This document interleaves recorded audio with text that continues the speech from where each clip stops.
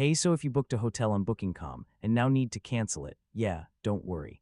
In this guide, I'll show you exactly how to cancel a Booking.com reservation step by step in 2026.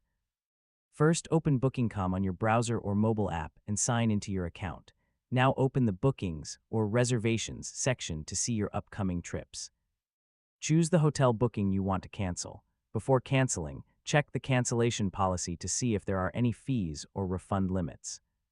Now click the Cancel Booking option and continue to the confirmation page. Confirm the cancellation request when prompted. After canceling, Booking.com will send you a confirmation email with the cancellation details. If your booking qualifies for a refund, the money will usually return to your original payment method within several business days. If you can't cancel online, contact Booking.com customer support or the hotel directly. And that's it. That's how you cancel a reservation on Booking.com safely and correctly.